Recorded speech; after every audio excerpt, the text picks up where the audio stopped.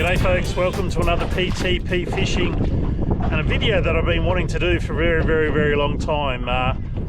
Done 2 or 3 red clawing videos and they've always done very well for me. Just don't get out and do this often enough, but I'm at Somerset Dam. I'm with Raymond Parry from Obsession Spinnerbaits, and as per usual Ray's brought the wind with him, but that doesn't affect the red clawing. All the hard work's been done at the accommodation. All of the pots are set up. We're allowed 4 per person, and this is the setup. So Opera House pots at the point of filming, you're allowed to use Opera House pots still in Queensland. That is likely to change in the next 12 months. There is a review in place and it looks like Queensland is going to go the way of the other states. I've got a mixture of dry cat food and rock melon as bait. We're going to put these in. Let's see how we go. Welcome to another PTP fishing. Okay, so first pot going in is the super pot. I love this thing here. So what I've done is I've stopped in just over 10 foot of water. And make sure I don't tangle the fishing rods up. Just over 10 foot of water, a little bit of timber as you can see over there. Just going to pop this pot in there.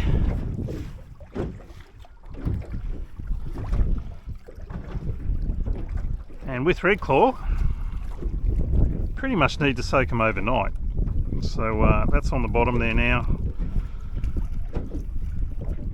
So yes, when they change the regulations, it'll be interesting to see what they do. Hopefully there's a little bit of common sense involved and they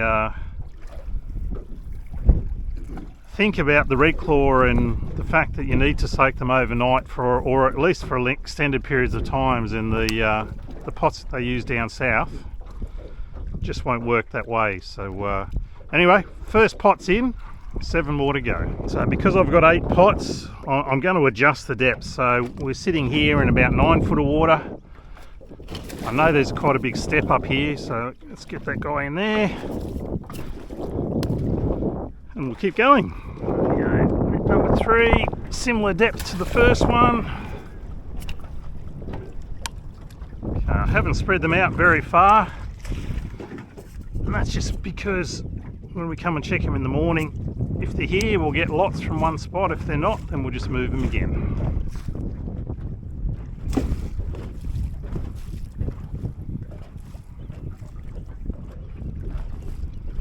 So you can see the spread that we've got going. So what's that? 1, 2, 3, 4, 5, 6, 7. So we've got 1 to go. Okay, lucky last. Make sure you've got plenty of red claw in there for me tomorrow morning. It's going to be the lucky pot. Lucky green pot right at the end. Okay, so that's all 8 pots that are in now. Again, 9 times out of 10 I would give them an overnight soak, check them in the morning, but we may come back and do a little sneaky impatient check a little bit later. Ray and I are going to go and have a bit of a fish now. We're going to fish nearby, so we may just come and give those a little check on the way back through. It really depends on what this wind does, but anyway, the pots are in. All we can hope now is that the red claw crawl into them overnight. So good morning. We didn't end up doing the impatient check yesterday afternoon. Ray and I managed, thankfully, to go and find a few fish, and yeah, the fishing definitely outweighed doing an impatient check on these red claw pots. So it's the next morning. We've had a bit of a fish already this morning. Time to check these red claw pots. Hopefully they're all chockers. Let's see how we go. So there's our line of pots.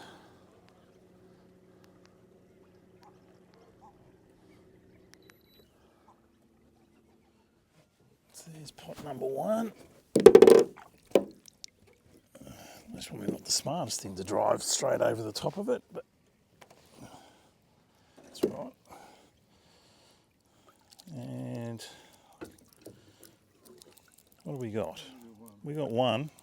1 is better than none. We learnt that last time we were doing this. Look at the size of the shrimp in there again.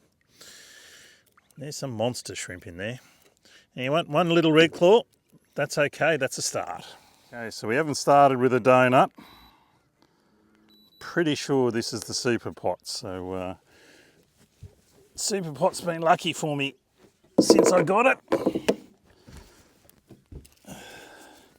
thing about this is that oh, that's not a good feeling. It's caught on something down there, which is not good at all. There we go, it's come off. Come on, be full of Redclaw. And I can see 1, 2, 3. That's not awful. So that's what we're chasing. Those guys there, and they're reasonable sized ones. So they're not huge. Redclaw get much, much bigger than that. But in the end, the super pot, only 3 for an overnight soak. So that's what I was talking about yesterday is you hope when they remove the Opera House pots from Queensland waters that there's some sort of sense and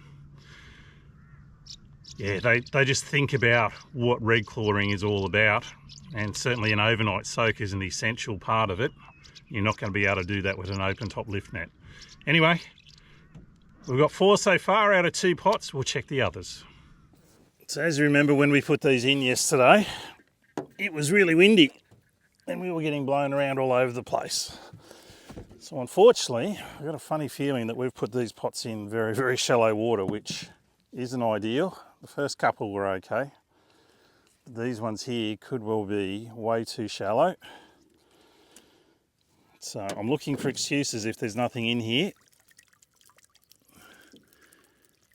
And there's nothing in here. Oh, no, or is there one? No, that's just a massive shrimp. Anyway, water way too shallow. Need to go deeper. So you can see why now I didn't want to complain when there was one in the first pot. Because we've had bugger all since then, well, other than the super pot. So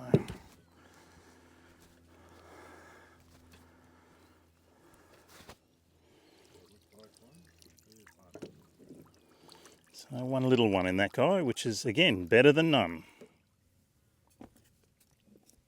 Okay, come on. I think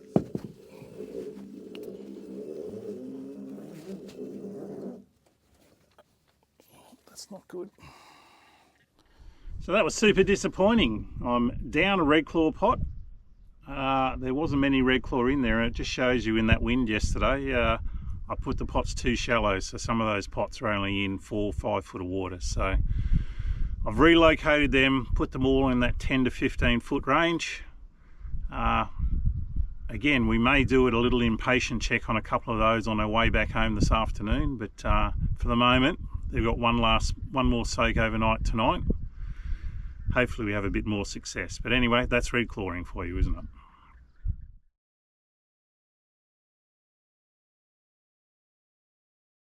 Okay, day number 2, checking Redclaw pots. And all I can say is it can be no worse than, oh, and that's stuck on something, than day 1.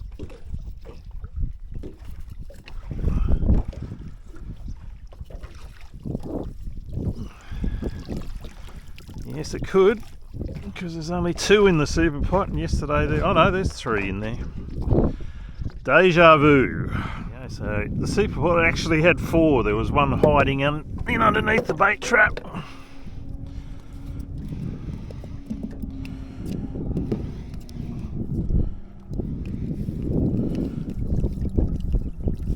And that one's got 1 in it as well. Nice. So unfortunately, as you saw, the battery ran out on that one, but there was only 1 Redclaw in that pot, but that was a good one. They're the ones we want. Give me 20 of those and I'll be stoked.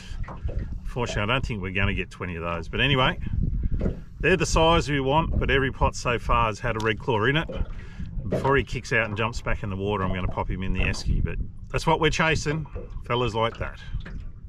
So from yesterday's check, we did get Redclaw out of those early pots, but then obviously the last few we got nothing, so I spread them out a lot further and up along this edge and tried to get them in the depth of water that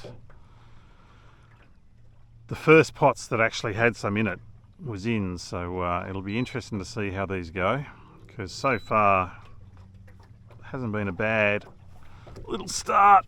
I'll try not to get caught around the motor this time. See if we can pick up a few more, because yeah, 3 or 4 in each pot would be nice. Or if you're going to get ones, get big ones. Let's see if we get the right sound. Oh, there's one big one in there. That's a massive shrimp again. Wowee. So again, there was a nice one in that pot, but there's something I wanted to show you. So that one there's in full berry. Now, if I was down south, I think most people would put a yabby or a blue claw or whatever you want to call them back into the water. But Somerset Dam is not, these are not generic to this part of the country. So it's illegal to put any of them back, doesn't matter how big or how small they are. Now, even though that one's in berry, and a lot more little red claw would come out of it, it can't go back in the water. It is actually illegal to put that back in the water here at Somerset Dam because it's not part of their natural range. So that one's coming home for the pot as well. It'll taste just as good as the others. But from a fisheries perspective, just means less of these guys in the water, which is what they're trying to achieve. Seems the move to go along up this drop off has failed because the last 2 pots have had nothing. So I think if this one has nothing, we will most probably move these back down to the other end of this drop off. And that's got nothing as well. So we know where they're not.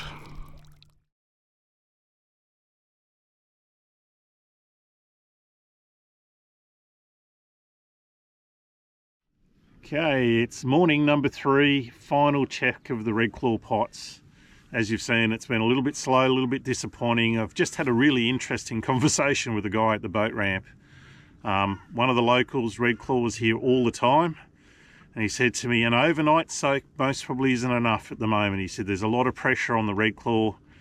He said, leave them in a couple of nights. He said, even if there's only one in there, he'll bring the other ones to the pot and you might get a few more. So there's a little tip for you. Anyway, I'm going to go and check these pots for one last time, pack them up, and then it's time to go home. Hopefully, fingers crossed, there's a few more in them, and at least I'll get a feed out of it. Okay, so it's been these early pots that we've had a little bit of success with. So let's see if this guy can start me on a good note. Where are your pot? Back there, are you? Oh, yeah.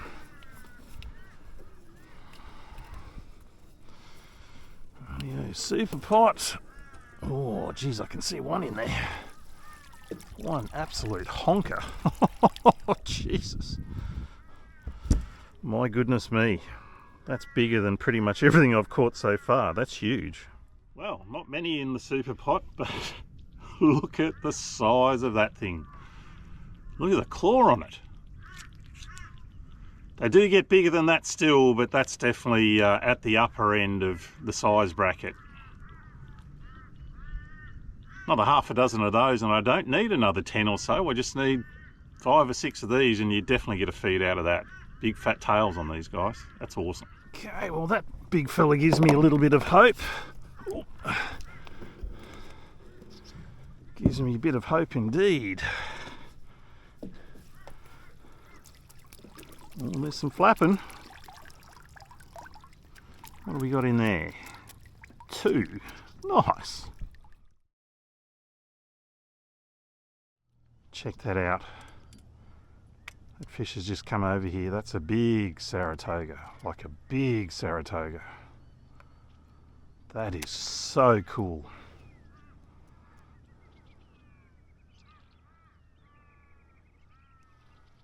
I'd love to catch that on a lure.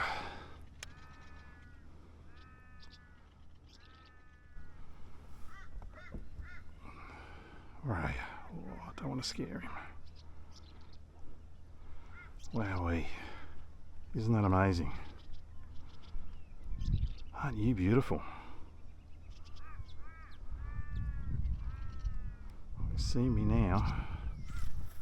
Will he eat the spinnerbait? Oh, has he seen me? I don't think he has.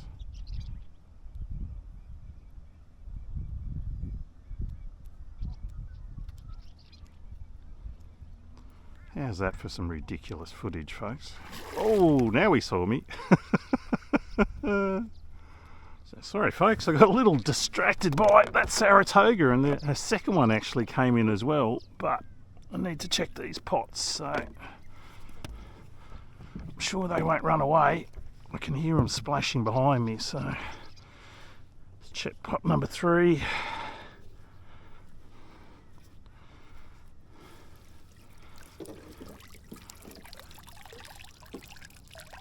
And that has nothing. Okay. Pot number 4.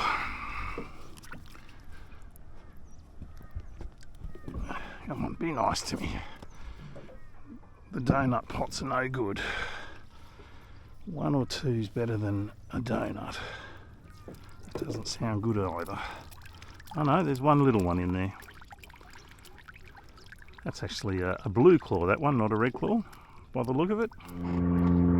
So there are normal yabbies in Somerset as well. Knew they were in here. There's not very many of them, and this poor guy, he's had claws nipped off of him, he's been bitten in the tail.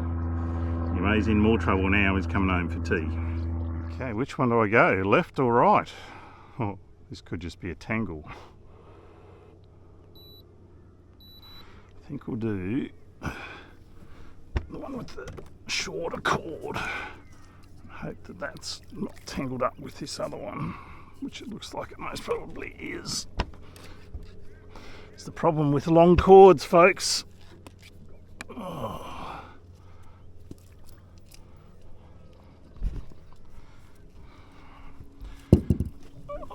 Oh, this is going to be harder than it should be. Let's bring that through there. Note to self, shorten the big long green cords. They're way too long.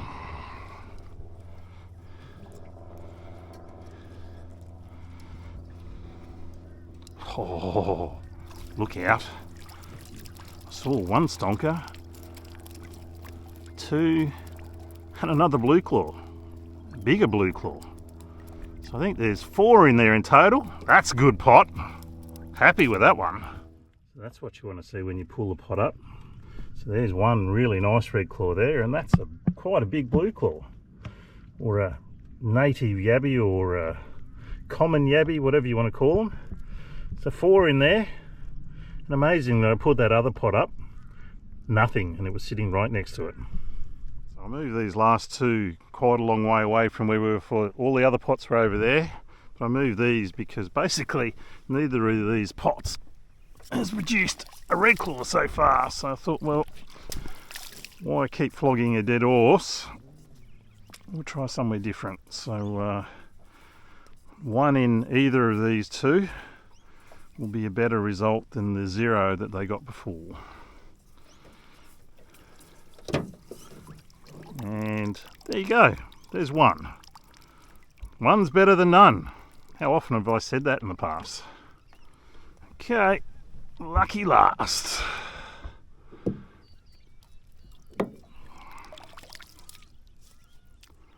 Lucky last.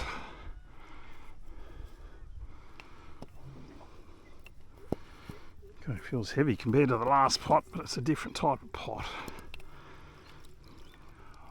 Are there any in there? Holy crap, is there ever? Oh wow. Not millions, but look at the size of those 2. 3 in there, but 2 of those are worth bloody 2 of each. Wow, that's a big one there. Look at that. Yes, yes. What a feed this is going to be now. Woohoo! So check this big guy here coming out. Wow. I thought that one before was big. That one's much, much bigger. And in there is one not far off being that big, and a slightly smaller one, but that's the one. That's what we came for. You're in trouble, my friend, but thank you so much for coming. Wow, big. Big. Look at that tail. That's huge. So that's the end of another PTP fishing and this Redclaw fishing video. And am I happy with the move that I made and move those 2 pots? Most definitely. So that's the 2 big hewers that came out of that last pot. So there's 3 really big ones this morning, and I think another 6 or 7. He's not very happy with me, this guy. There's another 6 or 7 in the other pots. So, you know, you get 2 like that, and that creates the feed already. So stoked with that. Thanks for Ray for coming along and helping out. Couldn't have done it without him. Like I said, it was a bit of a slow start, but what a run to the finish line we've had. So stoked with that. Hope you've enjoyed the video. If you have, don't forget, like, subscribe, help me grow the channel, and I'll catch you next time from PTP Fishing. Say bye. See ya. Oh, you want to say goodbye. See ya.